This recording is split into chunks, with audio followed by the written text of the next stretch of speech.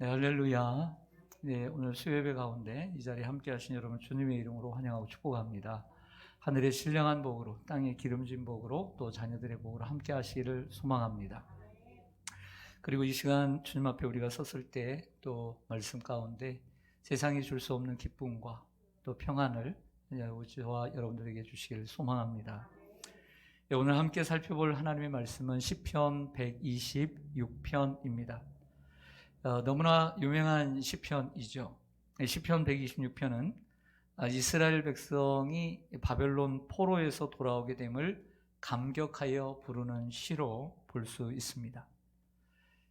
마치 우리나라가 36년의 식민지 생활을 하다가 8.15 해방을 맞이한 감격과 같습니다.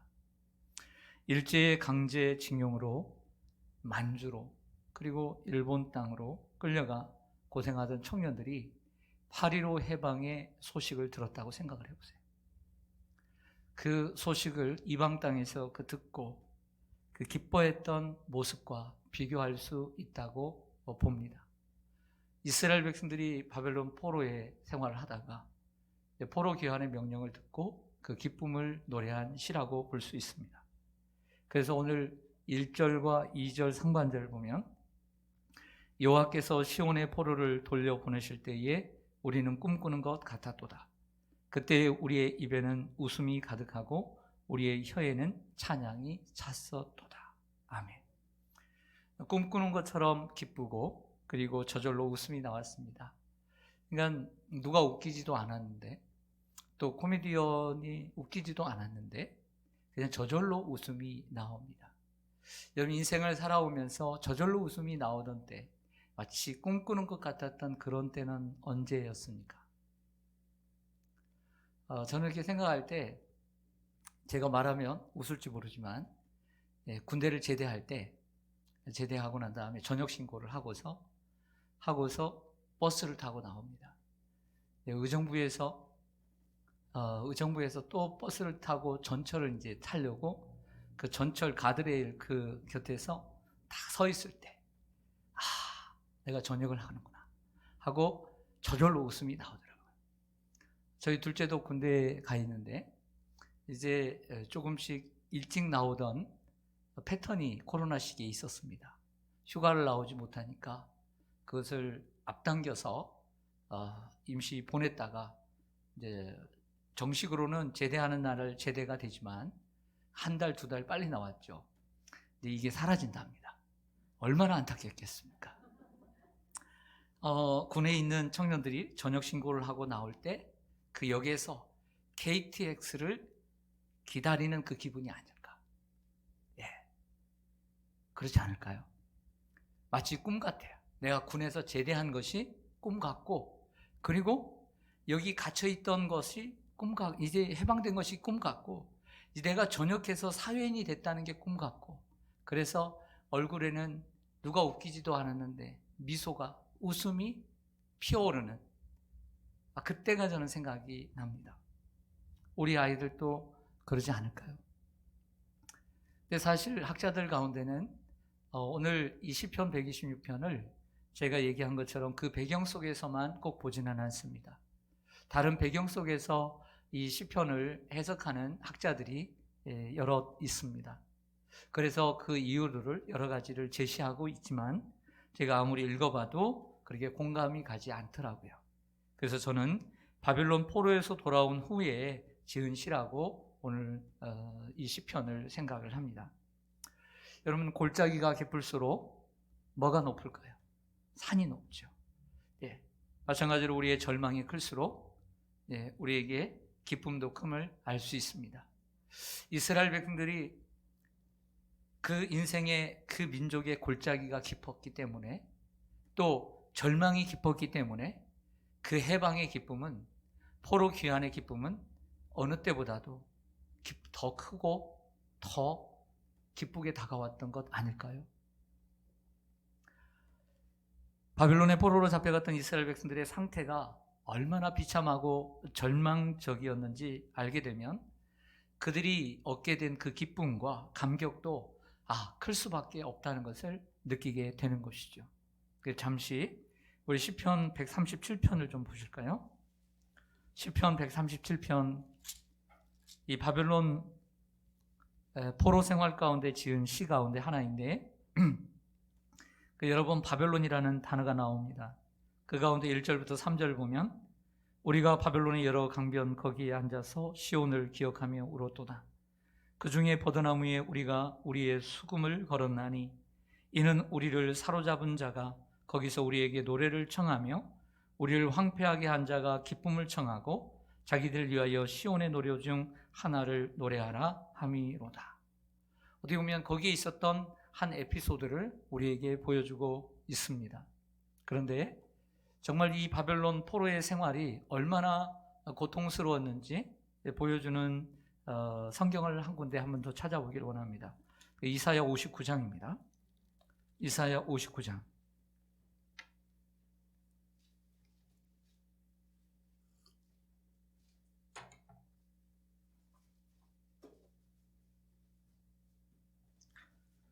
이사야 59장 9절부터 11절까지 1040쪽입니다. 1040쪽 이사야 59장 9절 제가 읽겠습니다. 잘 한번 음미해 보시길 바랍니다. 그러므로 정의가 우리에게서 멀고 공의가 우리에게 미치지 못한즉 우리가 빛을 바라나 어둠뿐이요 밝은 것을 바라나 캄캄한 가운데 행함으로 우리가 맹인같이 담을 더듬으며 눈 없는 자같이 두루 더듬으며 낮에도 황혼때같이 넘어지니 우리는 강장한 자 중에서도 죽은 자 같은지라. 우리가 곰같이 부르짖으며 비둘기같이 슬피 울며 정의를 바라나 없고 구원을 바라나 우리에게서 멀도다. 마치 바벨론 포로 생활을 이렇게 예언하고 있는 것을 보게 됩니다. 그들의 포로 생활이 얼마나 비참하고 절망적이었는지 한번 좀 더 찾아보면 그들의 해방의 기쁨이 그리고 포로 귀환의 기쁨이 얼마나 컸는가를 우리가 생각해 보기 위해서 이런 말씀들을 한번 찾아보았습니다. 오늘 이 본문 가운데서 우리가 주의해야 될 단어가 있습니다. 그것은 포로 귀환의 주체입니다. 이렇게 포로 귀환할 수 있도록 이끄신 분, 오늘 본문에는 그분을 누구라고 표현을 하고 있을까요? 예, 그렇죠. 여호와께서. 여러분 한번 다시 한번 보시죠. 1절에 누가 시온의 포로를 돌려 보내셨습니까? 여호와께서. 2절 하반절에 보면 여호와께서 그들을 위하여 큰 일을 대사를 행하셨습니다. 3절에도 보면 여호와께서 우리를 위하여 큰 일을 행하셨으니 라고 말씀합니다. 포로 귀환의 주체는 하나님이라는 사실입니다. 우리의 삶을 회복시켜 주시고 우리의 삶을 역전시켜 주시는 분은 바로 우리 하나님인 줄 믿습니다. 이스라엘이 주전 586년에 멸망하고 바벨론의 포로로 잡혀가게 되었습니다. 그 후에 바벨론은 메대와 바사의 연합군에 의해서 멸망을 당하고 메대와 바사라고 하는 연합군은 바사라고 하는 페르시아라고 하는 나라의 종속이 되게 되었습니다. 그래서 페르시아의 고레스 왕이라는 새로운 왕이 포로 귀환의 명령을 내리게 됩니다. 우리가 기억해야 되는 중요한 왕이죠. 그래서 이 고레스 왕은 바벨론의 왕이 아니라 그 다음에 제국인 페르시아의 왕입니다. 그 페르시아의 왕 고레스가 자신의 왕이 되는 그 원년 1년에 이 유대 민족을 자기의 고향으로 돌아가게 하고 그들의 성전을 건축하게 하는 명령을 내리게 됩니다. 이때가 주후 536년입니다. 이런 역사를 보면 바벨론 포로가 50년밖에 되지 않는다라고 생각을 합니다. 그렇죠? 586년에서 536년 하면 50년밖에 되지 않습니다. 그러나 처음 그 포로 기한도 3차로 나눠진 것처럼 포로로 잡혀간 것도 엄밀히 말하면 3차입니다. 그래서 586년이 마지막 3차이기 때문에 처음 잡혀간 때가 주후 605년입니다. 이때 다니엘이 잡혀가게 되죠. 그래서 그때부터 536년까지를 70년으로 보는 것입니다. 겉으로 보기에는 바사왕 고레스가 칙령을 내려 포로 귀환이 시작된 것처럼 보이지만 그 배후에는 하나님께서 하나님 자신의 말씀을 이루시려고 고레스의 마음을 감동시키신 것입니다. 우리 한번 성경을 찾아보겠습니다. 역대하 36장입니다. 역대하 36장. 역대하 36장 22절입니다. 구약성경 710쪽입니다. 가정에 계신 분들도 구약성경 710쪽. 역대하 마지막 장입니다. 역대하 36장 22절.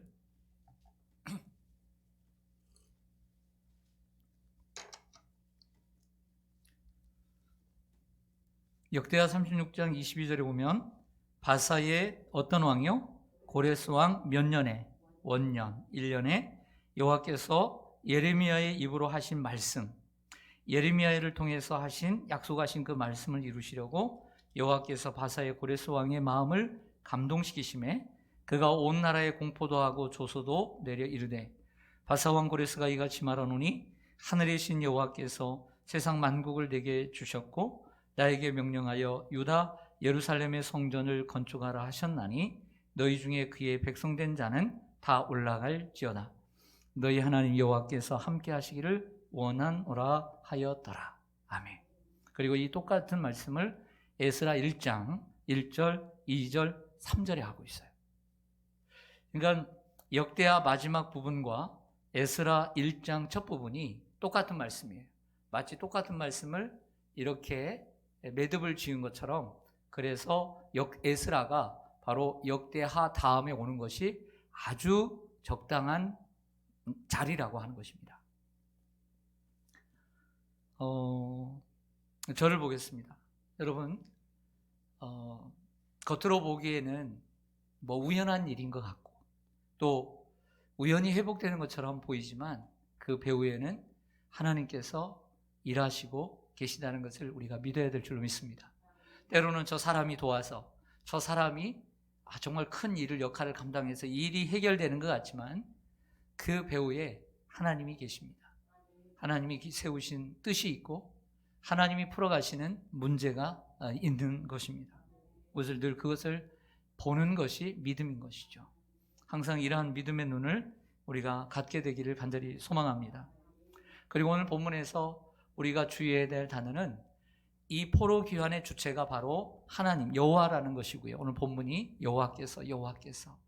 그리고 두 번째는 남방 시내들 같이라고 하는 4절의 단어입니다. 따라서 하겠습니다. 남방 시내들 같이. 저를 보시죠. 이스라엘은 당시 이게 크지 않아요. 그래서 북쪽과 길다랗게 생겼죠. 여러 번 지도를 보이는 것처럼 우리나라처럼 남북으로 되어 있어요. 그래서 남쪽을 이스라엘, 그리고 북쪽을 이스라엘, 그리고 남쪽을 유다라고 하는데, 이 유다 지역은 네게부라고 하는 이 광야, 사막 지역이라고 할 수가 있습니다. 북쪽은 이 갈릴리 지역이라고 말할 수 있는데 연 강수량이 600에서 1000mm가량 많이 내려서 토양의 질도 좋고 농사를 짓기에 아주 적당한 이러한 땅들이 많이 있습니다. 그런데 이 남쪽에 있는 유다 네게부 지역은 연 강수량이 15에서 100mm밖에 되지를 않습니다. 그래서 비가 많이 오지 않을 때는 사막과 같은 곳이죠. 그래서 예수님께서 마태복음 4장에 보면 광야에 나가 공생애를 시작하기 전에 광야에 나가 40일을 금식하시죠. 유대 광야, 그러니까 유대 땅에 뭐가 있다는 거예요? 광야가 있다는 거잖아요. 그 광야가 사막 아닙니까? 그 사막 지역이 이 남쪽의 네게부 지역이 아닐까. 그 가운데 하나라고 보여집니다. 이스라엘은 보통 4월에서 10월, 이 우리가 생각하는 이 여름 기간에는 비가 오지를 않습니다. 그것을 건기라고 하고요. 그리고 11월부터 3월까지는 비가 내리는 우기, 겨울 지역에는 이 우기, 비가 내리게 됩니다. 이 네게부 지역은 비가 내리지 않을 때는 차들이 다니는 도로 역할을 하다가 갑작스럽게 겨울에 어느 날 아주 몇십 년 만에 큰 비가 뭐 몇십 미리, 50mm, 100mm 비가 오게 되면 그 자동차 도로로 사용했던 그곳이 시내가 됩니다. 그래서 시내가 되어서 천이 이루어져서 시내가 이루어져서 이제 물이 내려가게 되는데 그것을 가리켜 히브리어로 나할 혹은 와디라고 부릅니다. 따라합니다. 와디, 나할. 그래서 이스라엘에는 크게 한 4-5개의 나할이 있습니다. 그것을 다른 말로는 계절천이라고 부릅니다. 겨울에 비가 많이 와서 천을 이루었다. 그것을 겨울천, 그래서 계절천이다 이렇게 부르게 됩니다. 평소에는 사막으로 있다가 많은 비로 하루에 내리는 100mm의 비로 시내를 이루게 되는데 그것을 가리켜 남방 시내들이다 이렇게 얘기를 하는 것입니다. 그래서 이 남방 지역에 많은 비가 내려서 시내를 이루었다라고 하는 것입니다. 근데 이 남방 시내의 특징은 뭐냐면 그럴 것 같지 않았는데 갑작스럽게 변화되었다. 이것을 표현하는 것이죠. 이스라엘 백성들도 마찬가지입니다. 포로로 잡혀온 지 70년, 이제는 내일의 희망도 없고 돌아갈 희망도 없고, 그리고 포로로 잡혀온 1세대도 거의 죽어가고, 거기에서 태어난 2세대들, 고향도 모르고 고국도 모르던 그 사람들이 살아가면서 마치 이 바벨론 땅이 자기의 고향인 것처럼 생각을 하고 이제는 모든 것을 포기하고 살아가는 상황. 고국에 돌아갈 꿈도 꾸지 않았습니다. 희망도 없었습니다. 그러한 상황도 아니었습니다. 그러나 하나님께서 그들을 갑작스럽게 이 고레스 왕을 통해서 하나님께 감동시켜 주셔서 예레미야에게 하신 그 70년의 기간을 채우고 이제 포로 생활에서 귀환을 하게 되었습니다. 마치 이렇게 갑작스러운 변화를 가리켜 남방 시내들 같이 돌려 보내소서 이렇게 기도하고 있는 것이죠. 성도 여러분, 우리 하나님은 어떤 분이십니까? 안 되는 것을 되게 하시는 분이십니다. 못하신 것이 없는 분이십니다. 또한 없는 것을 물을 유로 창조하신 분이십니다. 오늘 우리의 생각에는 이렇게 생각할 수 있습니다. 안 돼, 그건 안 돼. 한번 따라하겠습니다. 안 돼, 그건 안 돼. 우리의 속마음이잖아요. 그거 있잖아요. 한번 해보세요. 안 돼, 그거 안 돼. 너무 잘하시네요. 왜냐하면 너무 우리가 하는 말이니까. 그거 안 돼, 그거 안 돼. 우리는 그렇게 생각을 하고 그렇게 말을 하지만 하나님은 남방시내들 같이 하시는 분인 줄로 믿습니다. 또 우리는 얘기합니다. 되긴 되지. 근데 빨리 안 돼. 따라합니다. 되긴 되는데 빨리 안 돼. 우리는 이렇게 생각을 하죠. 되긴 되겠지. 근데 그렇게 빨리 될 일이 아니야. 근데 하나님께서는 무엇같이 돌려보내신다고요? 남방 시내들 같이. 그러니까 100mm가 하루에도 내릴 수 있는 거 아니겠어요? 하나님께서 명령하시면 저 하늘의 문을 여셔서 그 기후의 과정을 하나님께서 만들어가지고 비를 내리게 하시는 것처럼 우리의 삶도 하나님께서 신호를 내주시면 그렇게 바꿔주실 줄로 믿습니다. 그래서 우리는 언제나 내 생각 분명히 있습니다. 하지만 그러나 하나님, 내 생각이 있지만 하나님의 생각이 우선입니다. 우리가 늘 이러한 마음을 가지고 살아야 될 줄 믿습니다. 언제나 우리는 하나님의 뜻 앞에서 내 뜻을 내려놓을 줄 아는 이러한 겸손함이 있어야 될 줄로 믿습니다. 얼마 전에 어떤 집사님께서 쑥으로 만든 떡을 가지고 오셨어요. 최근에. 그래서 새파란 떡을 해가지고 오셨어요. 그래서 거기다가 이렇게 봉지에다가 콩고물을 가지고 오셨어요. 역시 쑥떡은 콩고물 아닙니까? 콩고물 없이 어떻게 떡을 먹습니까? 생각해보면 제 어릴 때 겨울에 보면 저희 이제 안방이 있고요. 저희 집이 이제 디귿자로 돼 있거든요. 그래서 안방이 있고 옆방이 있고 마루가 있고 또 부엌이 있고 안방 안에 시원한 방이 하나 있었어요. 여기에는 보물창고입니다. 요즘식으로 얘기하면 냉장고. 생각나시죠? 그래서 고구마도 두고 쑥떡도 두고 그러면 막 거기서 간식이 나오는 거예요. 네, 저기 쑥을 먹었던 기억이 나더라고요. 그러면서 가져오셨어요. 그래서 그러면서 한마디 하세요.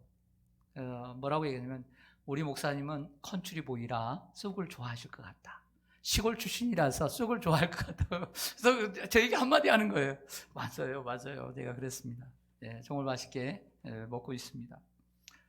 저는 시골에서 자라나 시골에서 또 태어나서 자랐습니다. 농사꾼의 아들이고 또 직접 농사를 지은 적은 없지만 부모님 곁에서 어릴 때부터 조금씩 이렇게 도와드렸던 기억이 있습니다. 그래서 저는 이렇게 땅을 많이 보고 자랐고 또 땅에서 놀았고 땅에서 성장을 했습니다. 여러분, 땅은 정직합니다. 그런데 이 땅과 함께 정직한 게 하나 있습니다. 근데 이 단어는 똑같이 한 글자이고 그리고 땅과 참 비슷한 글자입니다. 뭘까요? 제가 힌트를 드린 건데, 그렇죠. 땀이죠. 땅도 정직하죠. 땅만큼 정직한 건 없습니다. 그런데 땅도 정직하지만 우리가 흘리는 땀도 정직한 것이라고 생각을 해요. 농사는 쉽게 지는 게 아닙니다. 농사꾼의 부지런함과 그리고 열심과 땀이 있어야 그것을 알고 농작물이 잘 자라는 것입니다. 그래서 성경 갈라디아서 6장 7절은 이렇게 말합니다. 스스로 속이지 말라. 하나님은 업신여김을 받지 아니하시나니 사람이 무엇으로 심든지 그대로 거두리라. 아멘. 그전에는 하나님은 만홀히 여김을 받지 아니하시나니 이렇게 했는데 최근 성경에는 하나님은 뭐라고요? 업신여김을 받지 아니하시나니. 네. 오늘 본문 이제 두 번째 단락, 마지막 단락을 공부하려고 이야기를 꺼낸 것입니다. 오늘 시편 126편으로 다시 한번 돌아오겠습니다. 5절과 6절입니다. 같이 한번 읽겠습니다. 5절과 6절 시작. 눈물을 흘리며 씨를 뿌리는 자는 기쁨으로 거두리로다. 울며 씨를 뿌리러 나가는 자는 반드시 기쁨으로 그 곡식단을 가지고 돌아오리로다. 아멘. 아마 시편 126편이 성도들에게 사랑받는 이유는 다른 위의 구절보다 이 뒷구절 때문에 사랑을 받는다고 생각을 합니다. 그런데 저는 여기서 그 의문점이 하나 들었어요. 그냥 이게 문장 속에서 그 의미에서 좀 문제가 있지 않을까라는 생각을 해보게 됩니다. 뭐냐면 여기서는 울며 씨를 뿌린다고 그랬는데 여러분들 이렇게 어릴 때 이제 농사도 져보신 젊으셨을 때 농사도 져보고 요즘 뭐 옥상에다가 뭣도 좀 심어보고 이러신 분들이 있는데 그 울면서 씨를 뿌려본 적 있는지 한번 손 들어보세요. 울면서. 여러분 봄에 땅을 갈고 씨를 뿌리고 논에 뭐 모를 심고 밭에 씨를 뿌릴 때 울면서 뿌립니까? 그건 아니죠. 이것이 잘 자라서 나중에는 정말 많은 결과를 가져올 거라는 희망과 기쁨을 가지고 심지 않으세요? 그런데 의문점이 하나 생겼다는 건 뭘까요? 왜 눈물로 뿌리냐는 거예요. 울며 뿌리냐는 거예요. 저 이해가 잘 가지를 않았습니다. 여러분, 저는 최근에 요만한 밭을 하나 얻었어요. 요만한 밭. 근데 밭이 그 땅에 있는 게 아니라 뭐 이렇게 박스로 돼 있어요. 그래서 요만한 곳에다가 아삭이 고추 3개와 그리고 상추 몇 개를 심었습니다. 남으면 드리겠습니다. 필요하시면 말씀해 주십시오. 여러분들이 저보다 좀 고추와 상추가 많다고 생각하면 저를 주시고 네. 그래서 아삭이 고추가 이제 다른 고추보다 좀 비싸더라고요. 그래서 1200원씩 하는 걸 3600원에 사다가 저기 심었어요. 그 전에 심으니까 아무거나 심으니까 맛이 없더라고요. 그래서 이번에는 좀 제가 매운 걸 안 좋아해서 이걸 좀 잘 심어보겠다. 그래서 비싼 걸 줬습니다. 매일 저녁 제가 물을 줍니다. 퇴근할 때 물을 딱 주는데 잘 자라고 있어요. 근데 제가 생각해 보니까 처음에 고추를 심고 상추를 심을 때 기쁨으로 심었지 울며 안 심었어요. 또 매일 물을 주는데도 마치 자식 키우는 마음처럼 이게 뭐라고 그러죠? 요즘 소확행이라고 그러나요? 소소하고 확실한 행복처럼 정말 이 서울에 살면서 이 기쁨이 되는 것 같아요. 사람들은 이처럼 추수를 생각하면서 상상하면서 기쁨으로 심지 눈물로 울며 씨를 뿌리지는 않아요. 그런데 왜 성경은 이렇게 쓰고 있느냐라고 하는 거죠. 저는 근데 울며 씨를 뿌린 적이 있어요. 실제로. 제가 중학생 때인 것 같아요. 저희 집이 어릴 때는 좀 괜찮게 살았는데요. 앞에는 신장로에 밭이 땅이 있고, 근데 저희 땅이 여기도 있고 저기도 있고 여기도 있고 이렇게 몇 군데 있었던 것 같아요.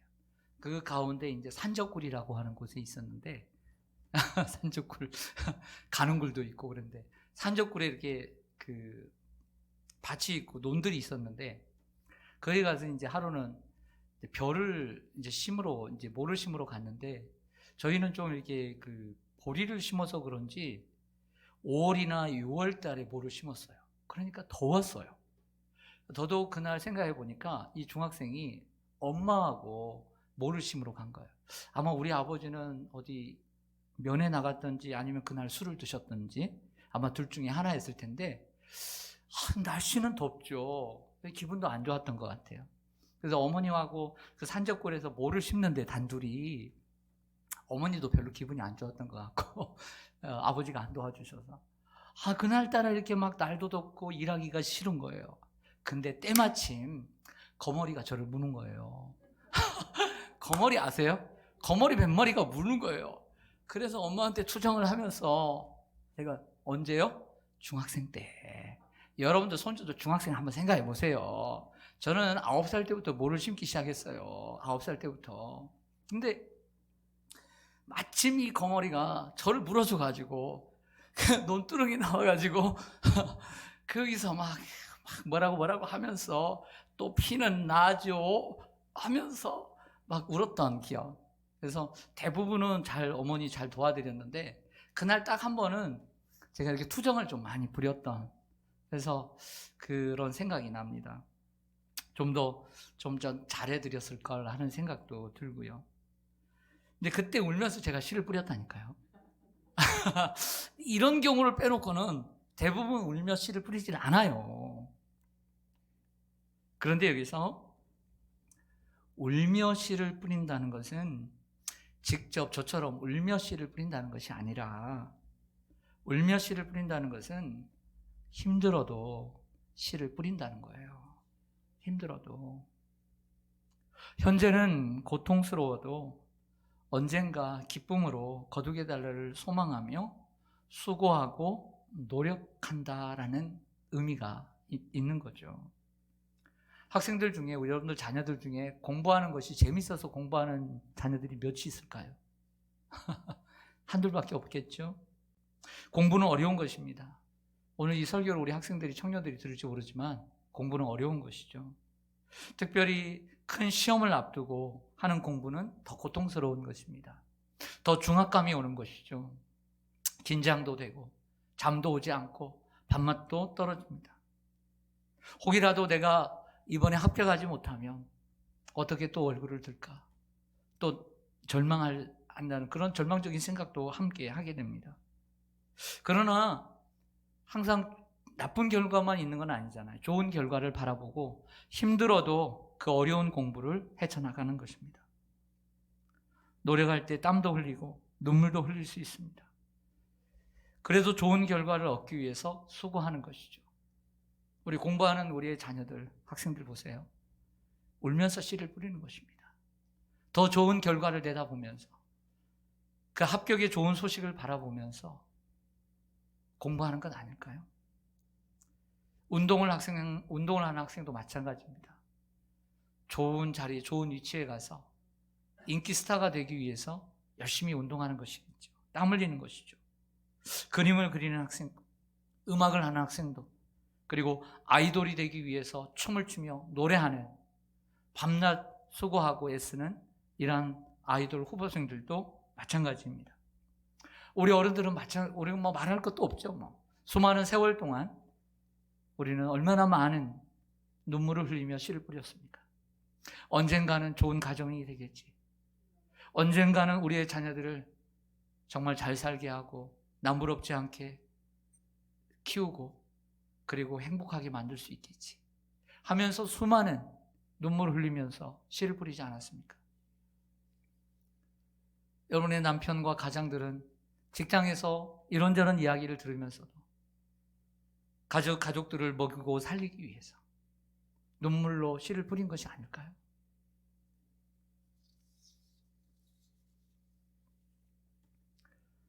자, 우리 그리스도인들도 마찬가지입니다. 우리가 믿음의 삶을 살아갈 때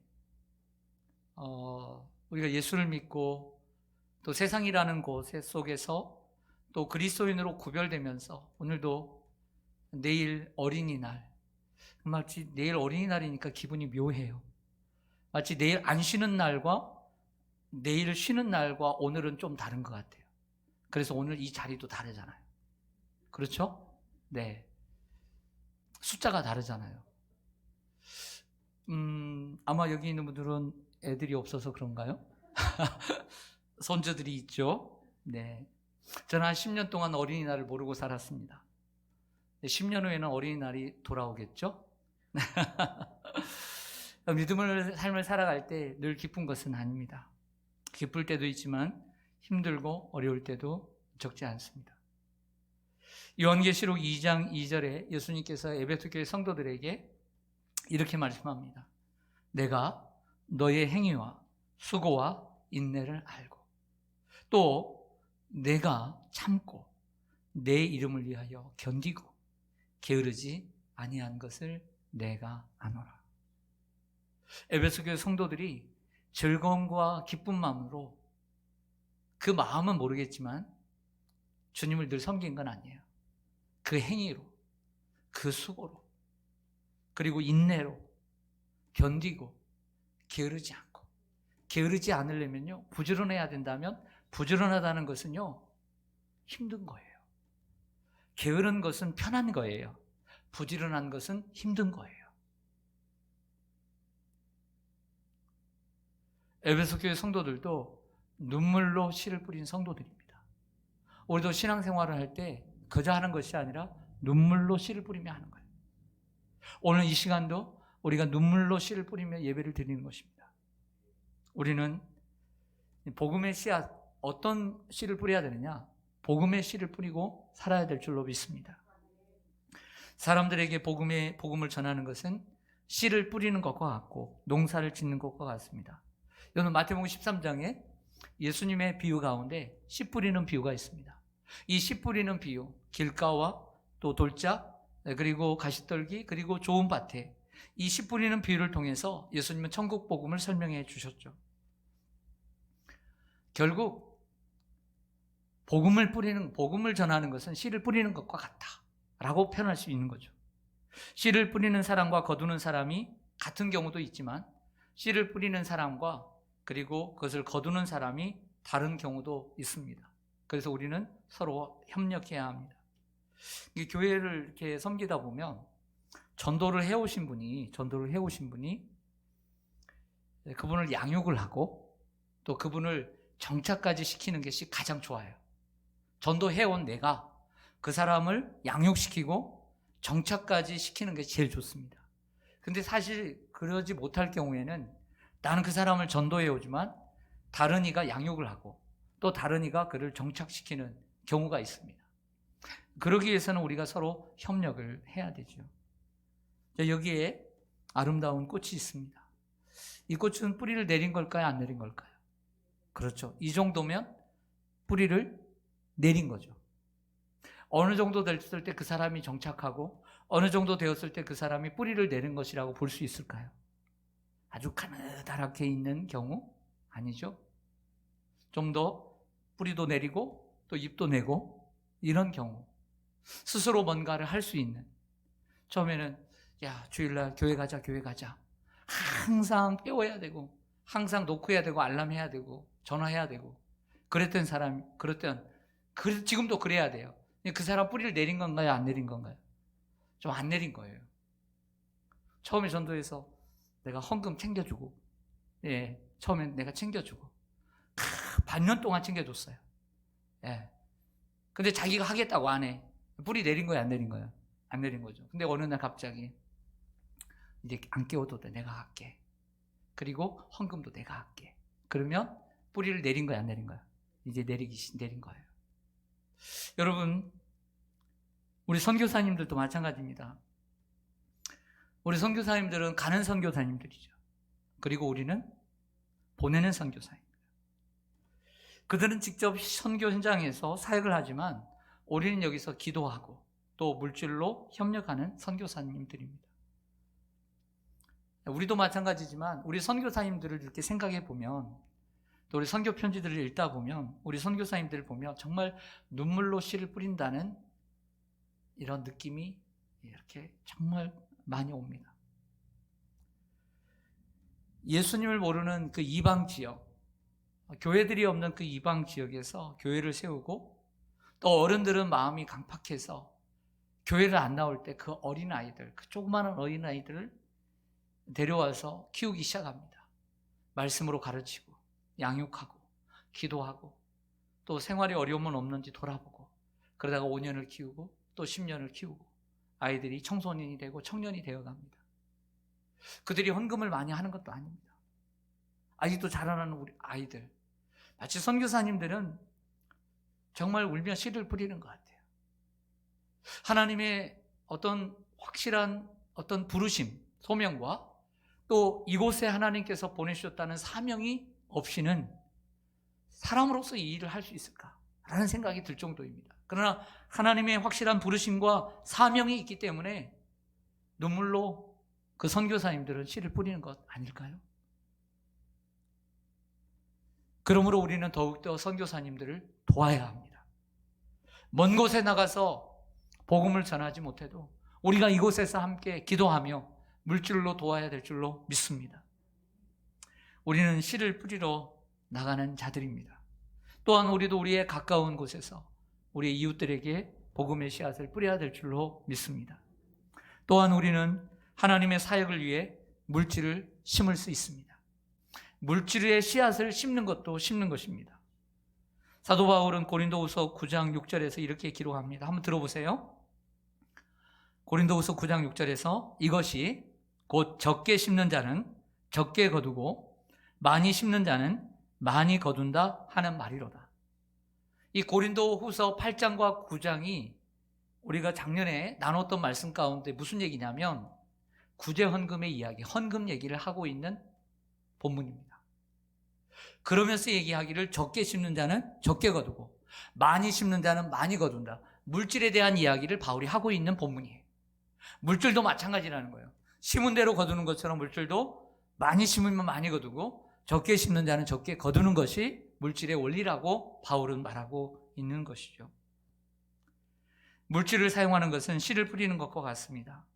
심은 만큼 거두기 때문입니다. 그러므로 우리는 갈라디아서 6장의 말씀처럼 기회 있는 대로 모든 이에게 착한 일을 해야 합니다.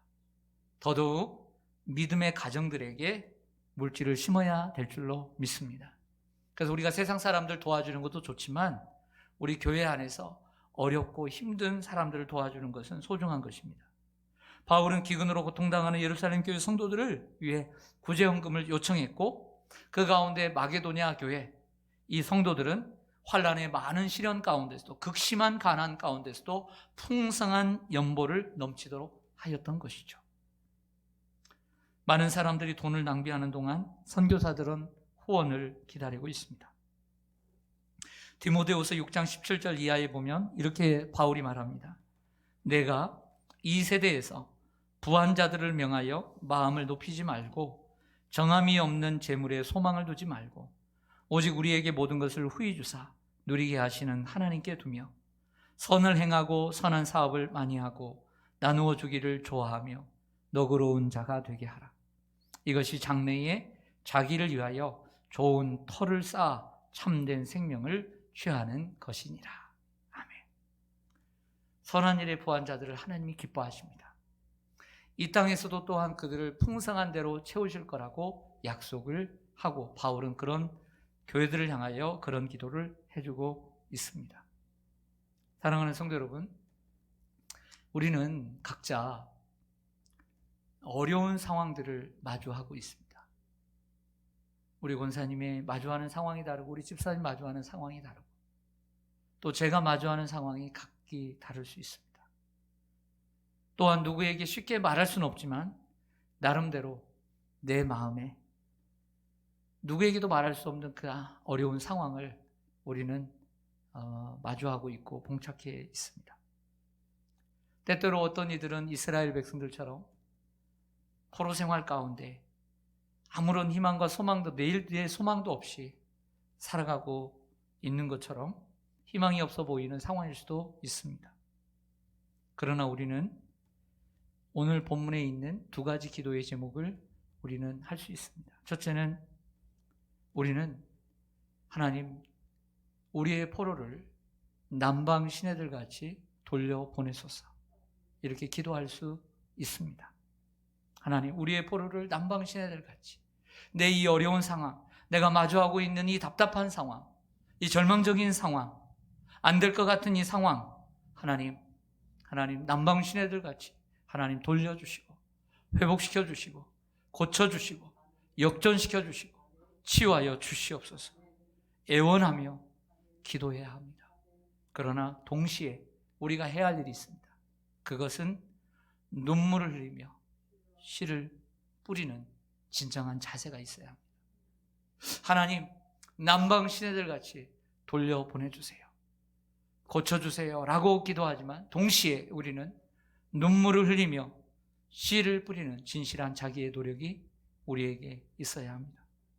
그래야만 기쁨으로 거둘 수 있고 기쁨으로 그 곡식단을 가지고 우리의 집으로 돌아올 수 있기 때문입니다. 우리 예수님을 묵상하고 마치겠습니다. 우리 예수님은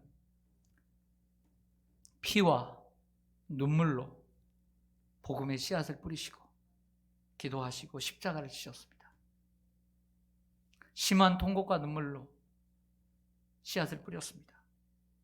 그러나 부활의 기쁨을 맛보셨습니다.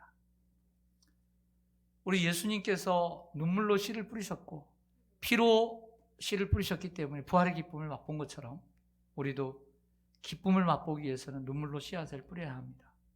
선을 행하되 낙심하지 말지니 피곤하지 아니하면 때가 이름에 거두게 될 줄로 믿습니다. 선을 행하되 낙심하지 말고 울더라도 씨를 뿌리는 행복한 농사꾼이 되어야 하겠습니다. 아멘. 기도하겠습니다.